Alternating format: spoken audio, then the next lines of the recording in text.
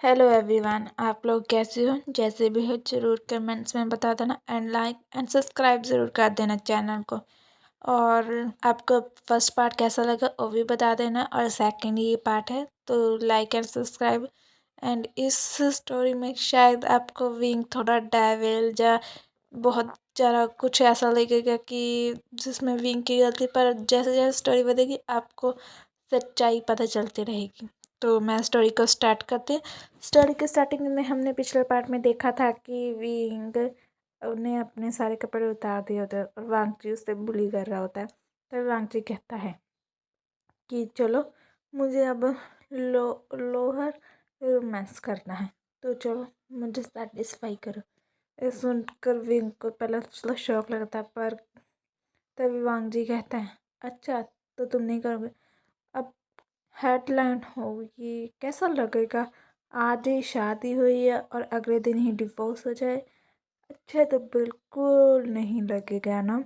जिसे सुनकर विंग घबरा जाता है और वो वांगजी की पैंट को खोलकर उसे ये शक करना स्टार्ट करता है। वांगजी के प्राइवेट पार्ट को शक करना स्टार्ट कर देता है। और तभी वांगजी कहता है कि डीपली करो, डीप से करो, जल्दी से करो और फास्ट फास्ट करो। ये सुनकर विंग पहले तो डिस्कसिंग फील करता है, पर फिर जैसे जैसे वांगजी कहता है वैसे वैसे उसे शक करना स्टार्ट कर देता है। तभी हमें सीन दिखाया जाता है कि वांगजी ने साथ ही साथ टीवी पर विंग एंड लैनी की वेडिंग की सीन्स चलाए होते हैं। ये देखकर वांगजी कहता है ओह कैसा होगा, तुम यूनिक हो। शादी बहन से और सौगात साले से, क्या बात है। यह सुनकर विंग जो वांगजी का लिक्विड उसके मुंह में खड़ा था उसे थूक कर कहता है मैंने कर दिया। अब वहाँ से तभी वो घूर कर देखने लगता है। तभी वांगजी कहता चलो अब मैं यहाँ से चलता हूँ। और तभी हमें एक सीन दिखाया जाता है जो कि वांगजी सोच रहा था अपने पास्ट के बारे में कि एक दिन जब कुछ लोग उसे बुली कर रहे थे तो उसे रूम में लॉक कर देता था कुछ लोगों ने। तो वो बहुत चिल्ला रहा था, चीख रहा था कि उसे बाहर निकालो, पर कोई उसकी मदद नहीं कर रहा था। तभी वांगजी सोचता है अगर मैं माँ को कैसे बताऊँ कि मुझे आने में लेट हो जाएगा। प्लीज़ ये दरवाज़ा खोलो, कोई है प्लीज़ ये दरवाज़ा खोल दो प्लीज़। तभी वहाँ पर आकर विंग दरवाज़ा खोल देता है, जिसे देखकर वांगजी कहता आपने अब सी ने मेरी हेल्प क्यों की। तभी ऐसा कहता है वांगजी विंग का हाथ पकड़ता है, पर विंग जोर से छटकता देता है और हाथ उसका। तब विंग कहता है तुम कुछ गलत मत सोचो, मैं यहाँ से गुजर रहा था तो इसलिए तुम्हारी हेल्प कर दी, और अब मुझसे कोई और कोई करना मत कि मैं तुम्हारी अगली बार हेल्प करूँगा। ये सुनकर वांगजी को बहुत बुरा लगता है, पर हमें ये सीन ख़त्म यहीं पर आगे देखा जाता है कि वांगजी अपने घर जाता है तो उसकी मदर की डेथ हो गई होती है, और जिसे देखकर वो फूट फूट कर रोने लगता है। पर तभी कुछ जब उस मदर का होता है तो कुछ लोग कह रहे होते काश इसका बेटा जल्दी आ जाता होता तो हार्ट अटैक से बचा लेता है इसके बेटा, हॉस्पिटल ले जाता। ये सुनकर वांगजी को बहुत गुस्सा आ रहा होता खुद पर ही, और उसे ही गिल्ट मारी जा रहा होता कि काश वो पहले आ गया होता, काश ऐसा नहीं होता तो अपनी मदर को बचा लेता। यहीं पर हमारा सीन ख़त्म होता है। तभी विंग फ्रेश होकर बाहर आता है नहाकर, तो वो देखता है वांगजी ने उसके लिए कुछ कपड़े रखे होते हैं और उसी में एक अम्ब्रेला भी होता है, जिसे देखकर वो बाहर की साइड देखता है कि बारिश हो रही है। तभी वो कपड़े फ्रेश होकर वहाँ से रूम से जा रहा होता है अब कार में। तो वो देखता है कि इतनी सी बारिश में अब वो अम्ब्रेला बरता, पर वो तो इसे कुछ समझता भी नहीं होता था अपनी पास्ट लाइफ में। तब विंग कार में बैठकर कुछ फ्लैशबैक्स याद करने लगता है कि जब वांग जी और विंग कॉलेज में थे तो वांग जी बहुत ही स्त्री लड़का होता था। वो एक दूसरे के साइड में ही रहते थे, एक साथ आते थे। तो वांग जी कहता, सीनियर आप कौन सी साइड में रहते हो? मेरा घर यहाँ है, आपको कोई हेल्प चाहिए तो मैं आपकी हेल्प कर दूंगा। जिसे सुनकर विंग कहता है, नहीं वांग जी तुम अपनी हेल्प करो। तभी, नहीं सीनियर मैं आपके। तभी हमें एक दूसरा और सीन दिखाया जाता है जहाँ पर बारिश हो रही है। तभी वह वांग जी अपनी शर्ट को उतार कर विंग की साइड पर करता है कि सीनियर आप इसी में हो जाओ वरना आप भीग जाएंगे तो बीमार हो जाएंगे। तभी जिसे देखकर विंग कहता है, नहीं वांग जी तुम ऐसे कपड़े पहनो जल्दी से वरना तुम बीमार हो जाओगे मुझे देखते देखते।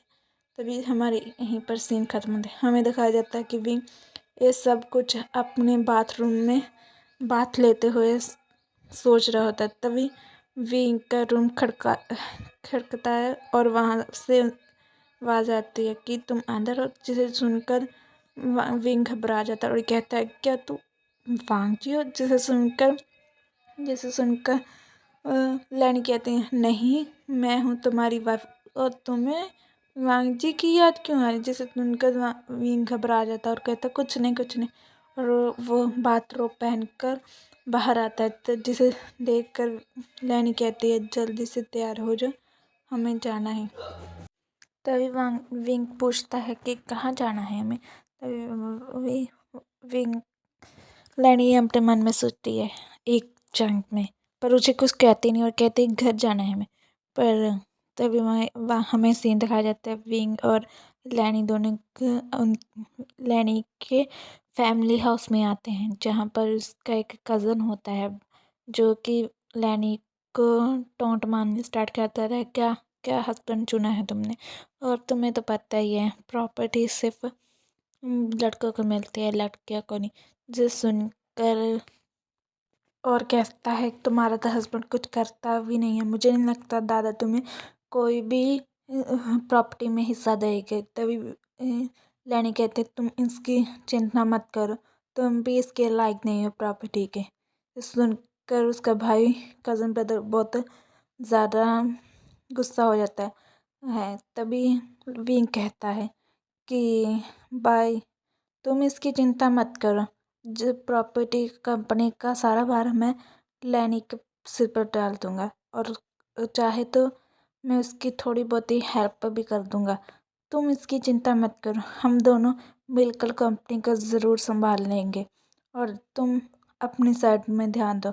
सुनकर उसका भाई जोड़ की है शी लैन शी शी श्याओ शाओ लैन श्याओ। तो श्याओ फिर बोलता है कि वे साले जी जी। तभी विंग भी अपने मन में सोचता है साले अगर मेरे बस में होता तो तुम्हारा यहीं पर मुंह तोड़ता था। तभी लैन शिव कहता है कि तुम तो ऐसे बात करो जैसे कि तुम्हें बहुत बिजनेस के बारे में नॉलेज है।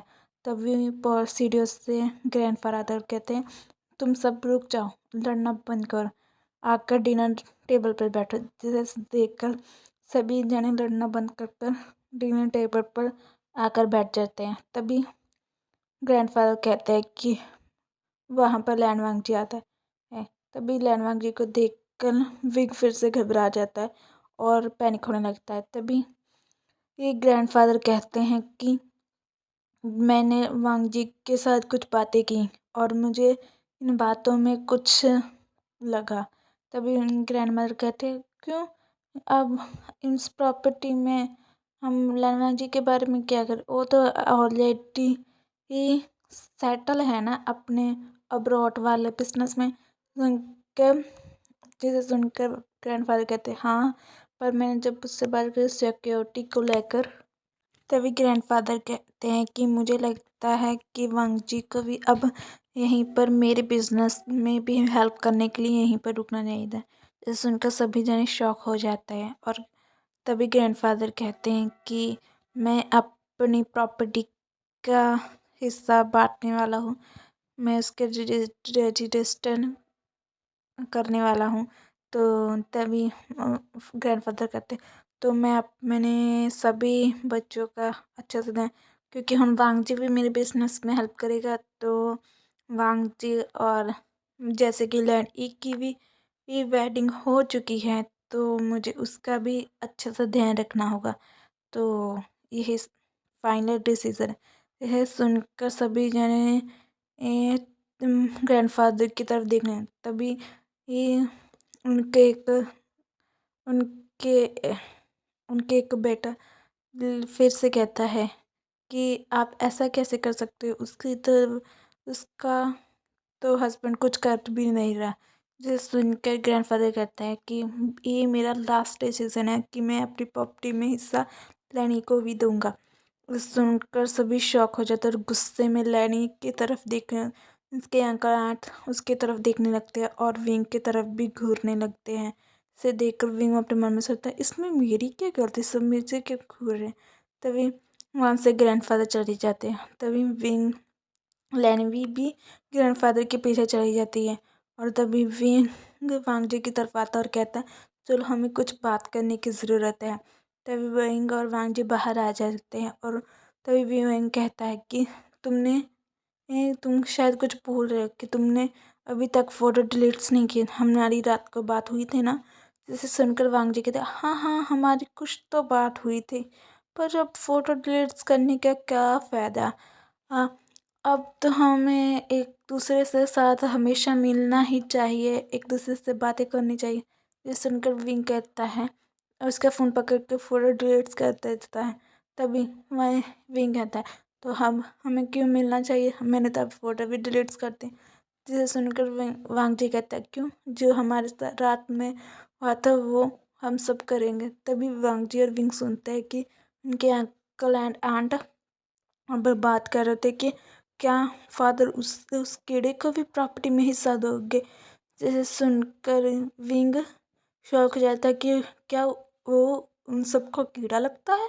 और तभी विंग देखता है कि वो यहीं पर आ रहे। तभी वांगजी उसे पकड़कर वहाँ से खींच लेता है और दीवार पर लगा देता है।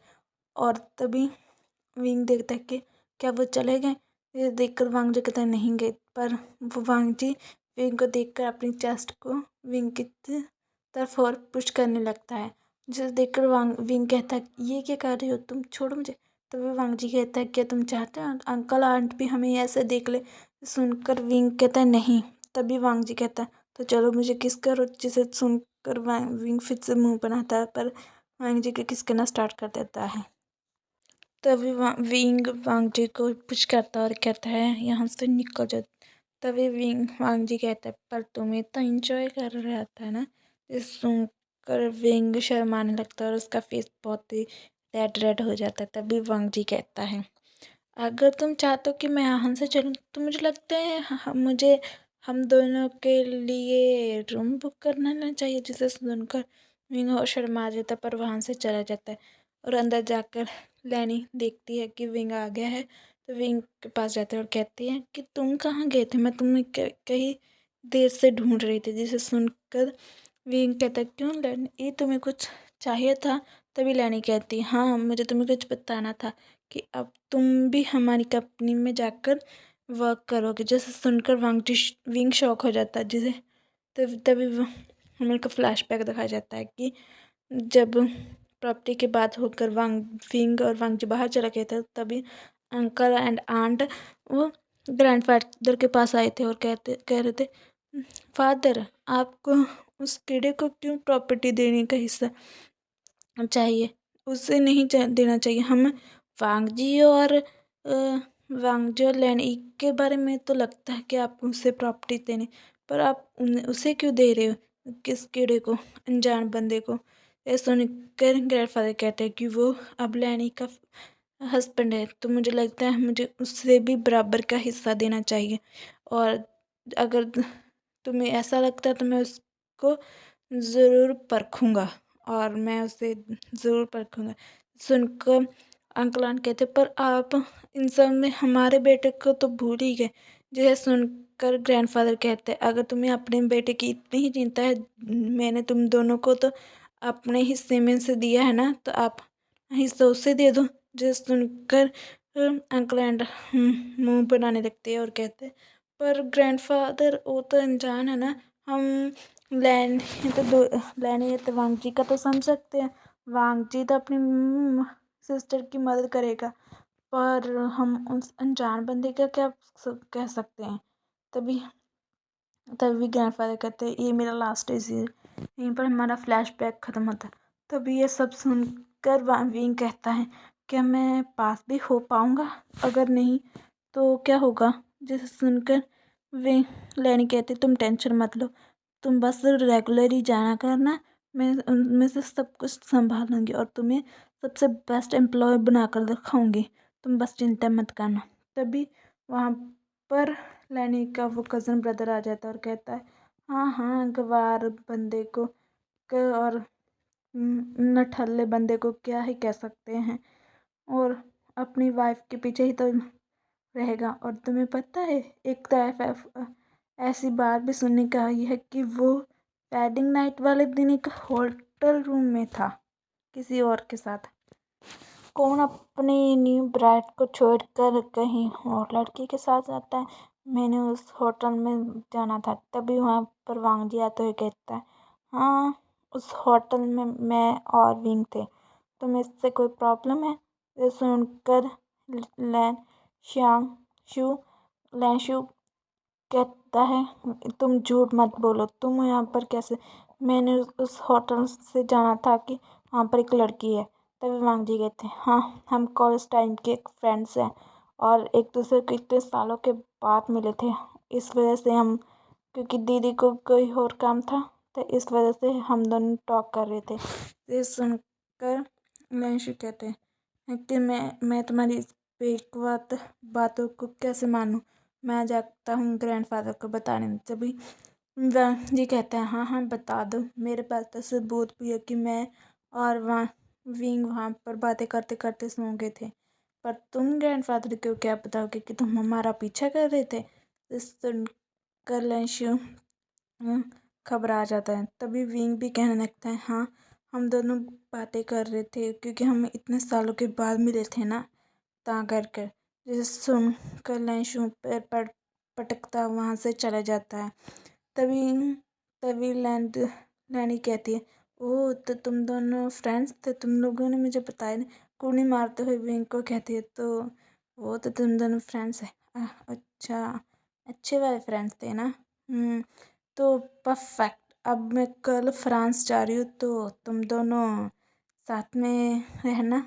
और तो देन वांग जी, क्या तुम प्लीज़ मेरे लिए अपने जीजा जी को प्लीज़ प्लीज़ प्लीज़ थोड़ा सा ध्यान रख सकते हो, क्योंकि मैं थोड़ी सी बिजी हूँ ना, तुम ध्यान रख लोगे ना?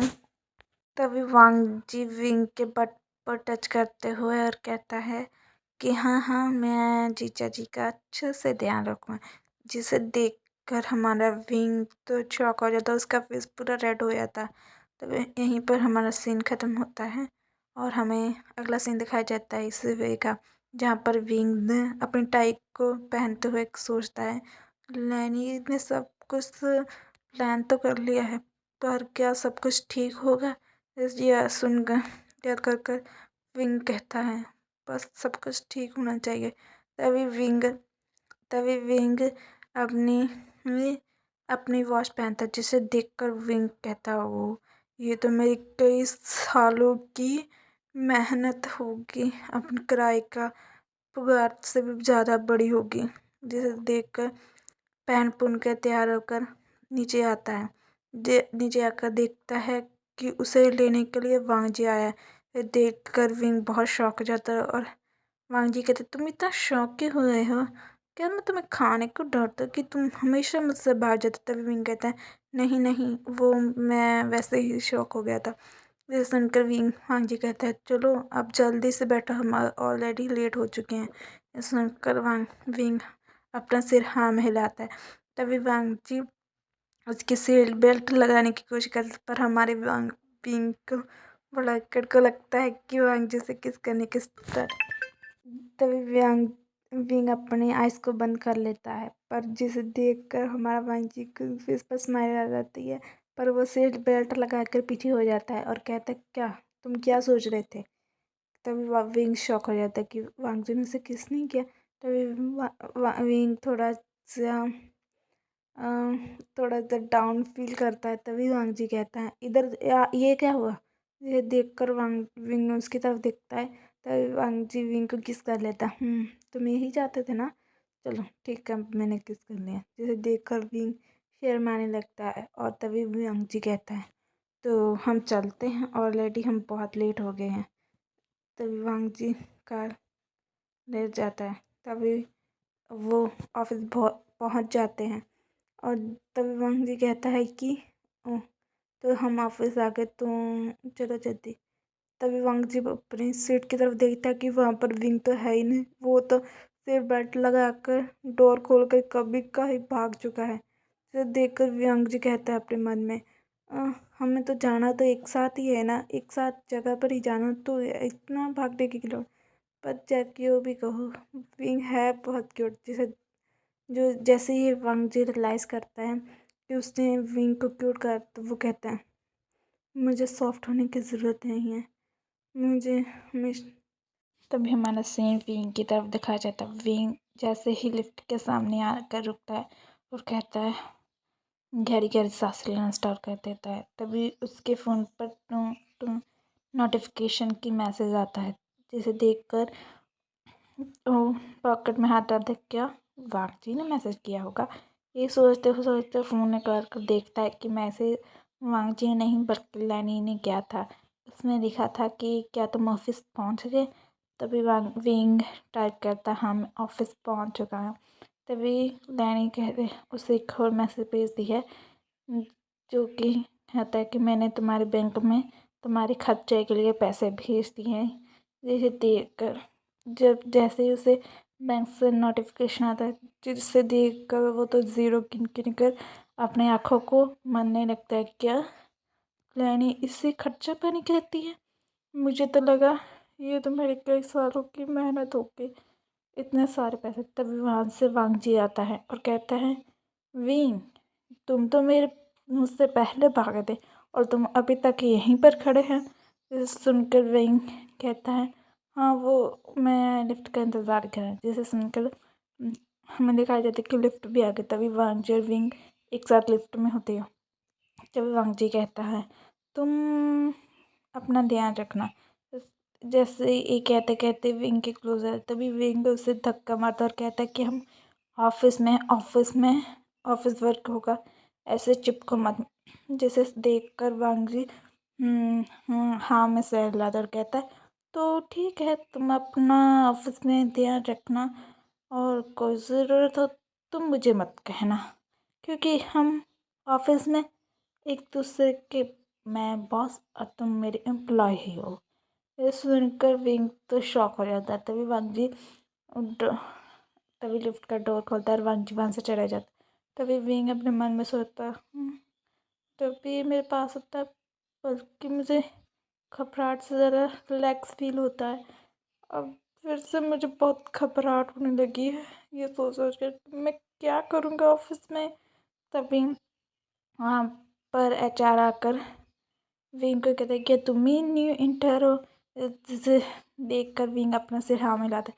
तभी एचआर कहता है चलो मैं तुम्हें सबसे इंट्रोड्यूस करवा देता हूँ। सभी तभी एचआर क्या जाकर कहता है गाइस गाइस गाइस इधर मेरी तरफ ध्यान दो, ये हमारा न्यू एम्प्लॉय है वी विशियान, जो कि आज से आपके साथ ही काम करेगा। और यहीं पर हमारा एपिसोड ख़त्म होता है।